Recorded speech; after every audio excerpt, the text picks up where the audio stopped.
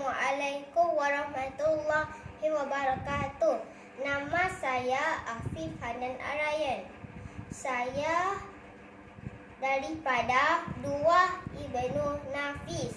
Hari ini saya hendak membaca pantun untuk anda semua. Tajuk pantun saya ialah jagalah kesihatan diri.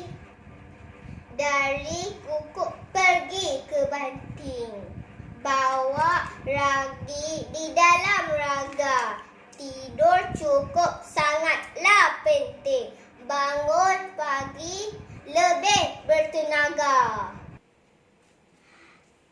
Daun palas dianyam jemari, rendang dimasak berkuah santan.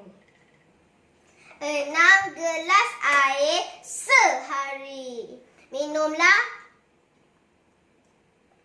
banyak demi kesihatan. Bye. Assalamualaikum.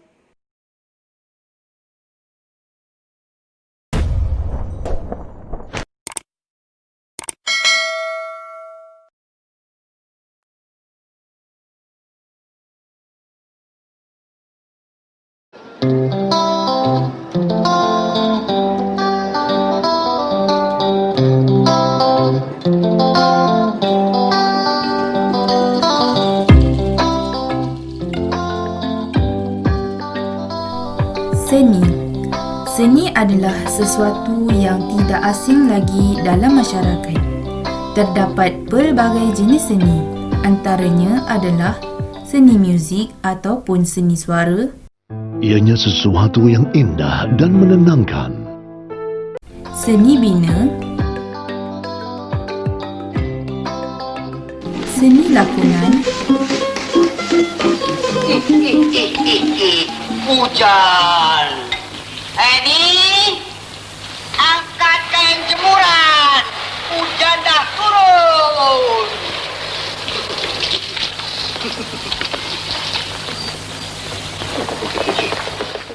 seni sastra, Jadi sastrawan, penyair sepi dan mengerti, madah yang tak indah ketika hidup keramaian. Begitu jeleknya, sastrawan akankah dipersetankan atau terus diintai, dipeluk hati yang rawan di bawah jambatan, dan lain-lain lagi. Islam membenarkan seni kerana seni adalah fitrah kepada manusia yang suka akan keindahan. Baik, seni adalah keindahan. Orang yang tidak punya seni, jiwa seni adalah orang yang cacat mentalnya. Cuman seni harus dipilah. Seni kalau tidak berbatas ngaco. Ada orang seni jorok menggambar orang telanjang, itu seni sakit. Seni itu, ada seni harus ada aturannya dong. Jadi seni itu adalah keindahan. Seni itu perlu dalam segala sesuatu. Anda perlu seni. Ada seni keindahan. Dalam menyusun desain baju pun harus ada seninya kok. Dalam menulis ada seninya. Kaligrafi seni, yang indah seni. Tapi harus ada rambu-rambunya dong. Nah, jadi seni itu bukan dilarang. Hadroh adalah seni. Tapi yang dilarang adalah di saat zatnya adalah menjerumuskan. Misalnya tadi gambar-gambar orang telanjang, gambar orang berhubungan, itu kan membangkitkan syahwat, jelas itu kotor. Sastra Islam.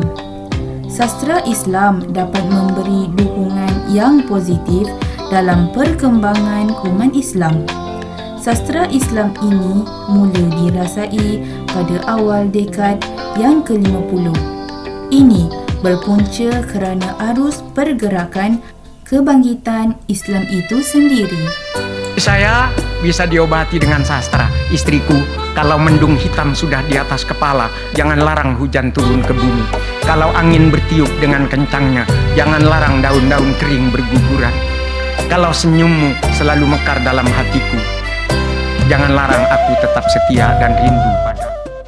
Sastra Islam adalah ungkapan seni yang indah dan berobjektif tentang realiti kehidupan, cakrawala dan manusia menurut naluri penulis. Menerusi ungkapan yang berasaskan tasawur Islam tentang pencipta dan sekalian makhluknya, dan ia tidak ketandusan dengan nilai-nilai Islam. Sastra Islam dapat memberi dukungan yang positif dalam perkembangan umat Islam. Sastra Islam ini mula dirasai pada awal dekad yang ke-50. Ini berpunca kerana arus pergerakan kebangkitan Islam itu sendiri. Bentuk sastra. Bentuk sastra terbahagi kepada dua, iaitu sastra prosa dan sastra puisi. Sastra prosa seperti cerpen, novel, esei ataupun skrip drama. Sastra puisi pula seperti sajak, gurindam, pantun, syair atau mentera. Ciri-ciri sastra Islam. Prasyarat untuk ciri-ciri sastra Islam ialah sastra haruslah menggunakan bahasa dan ungkapannya yang sangat indah, yang dicatat dan dimasukkan di dalam sebuah karya yang dapat dikongsi bersama masyarakat. Begitu juga dengan karya sastra yang berunsurkan Islam, kerana Islam suka akan keindahan. Budi dan bahasa janganlah lupa, muliakan olehmu ibu dan bapa. Mana yang datang padamu berjumpa, janganlah lambat Tuan menyapa. Mempunyai objektif di dalam sesebuah sastra dengan nada manfaat atau lebih menekankan unsur Islam dan bukan hanya hiburan semata-mata. Maruah dan agama dihina jangan, hebat amuknya tak kenal lawan. Berdamai cara Melayu indah sekali, silaturahim hati yang murni. Maaf diungkap, sentiasa bersahut. Tangan dihulur, sentiasa disambut. Luka pun tidak lagi berparut. Sastra Islam berpaksikan prinsip Islam dari pelbagai sudut, iaitu nilai, tasawur, prinsip asas dan objektif utama. Sastra Islam juga merupakan sejenis sastra bertanggungjawab yang menjadikan peraturan Islam sebagai teras utama. Tuhan, ya Allah, kasih sayang-Mu masih tersalur lewat tindakan nyata para relawan yang berjuang di garis depan mengurus orang-orang yang terserang corona. Ya Tuhan, ya Allah, mereka adalah pahlawan-pahlawan kemanusiaan. Saat puisi ini ditulis, orang-orang hebat masih tiarap. Orang-orang perkasa dunia tampak seakan kerdil. Semua menjadi kecil. Bumi ini menjadi kecil. Bintang, bulan, bahkan matahari juga menjadi kecil. Alam semesta ini kecil. Engkau ya Allah yang maha besar. Hanya Engkau ya Allah yang maha besar. Hanya Engkau ya Allah yang maha besar. Allahu Akbar. Prinsip moral juga amat dititik beratkan oleh Islam dan Islam amat mengambil berat mengenai kesopanan. Inilah yang membezakan sastera Islam dengan yang lain. Syaitan menggoda, bertambah gundah. Jangan mengambil jalan yang mudah. Jangan sekali mencuba dada. Kalau terjerat, sesal tak sudah. Isu kemasyarakatan dan ikatan sesama Islam itu juga dititik beratkan supaya masyarakat Islam dapat membina ukhuwah dan tidak akan berlaku perpecahan dan pergaduhan sesama umat Islam. Pemuda-pemudi elok pekerti, jangan sombong meninggi diri. Pelbagai kaum saling menghormati untuk terus bersatu hati. Bersatu semua pada negara, usah sengketa sesama kita. Kedaulatan negara harus dijaga, tanah Malaysia terus terbela. Kebaikan seni sastera di dalam Islam.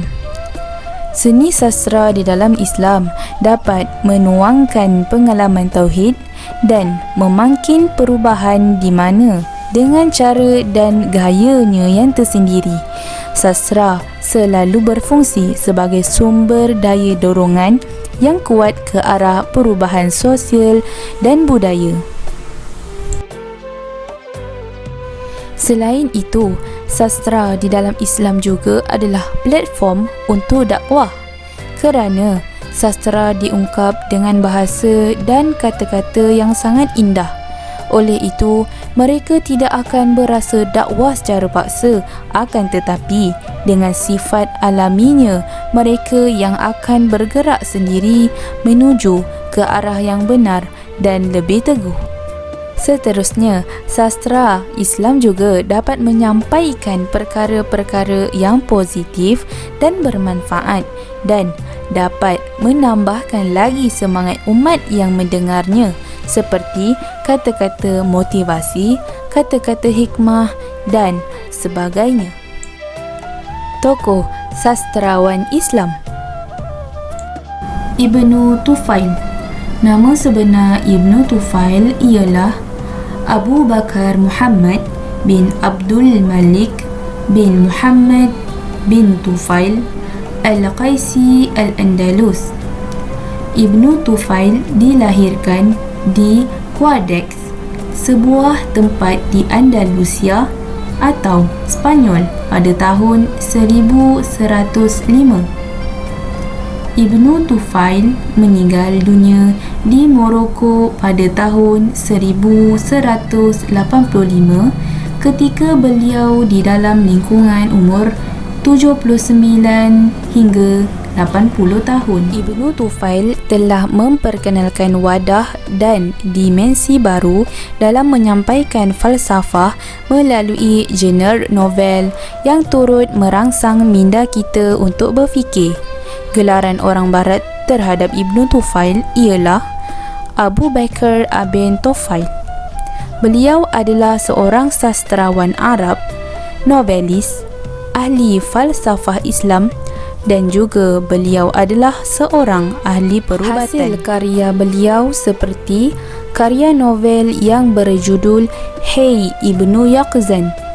Karya ini menerangkan bagaimana manusia berpotensi untuk mengenali Allah Subhanahu Wa Taala dengan membuat penelitian terhadap alam sekitar dan Selain itu, beliau juga telah menulis sebuah karya yang berjudul Philosophers Autodidacter yang sangat terkenal di barat sebagai sebuah karya yang besar di dalam bidang falsafah. Selain itu, karya beliau yang berjudul The Inquiries of the Philosopher ditulis dengan tujuan untuk menjawab permasalahan falsafah yang diperkatakan oleh Imam Ghazali. Umar Khayyam. Nama penuh Umar Khayyam adalah Umar ibnu Ibrahim Al-Khayyam. Beliau lahir di Nishapur, Khorasan pada tahun 1048. Beliau meninggal dunia di Nishapur, Iran pada tahun 1131. Beliau juga merupakan seorang penyair Parsi. Puisi beliau berbentuk 4 baris setiap rangkap. Kandungan kebanyakan karyanya menyingkap kerendahan hati dan sifat bergantung harap kepada Allah Subhanahu Wa Taala. Salah satu karya puisinya iaitu Rubaiyat Umar Khayyam yang telah diterjemahkan oleh orang Inggeris oleh Fitzgerald pada tahun 1859.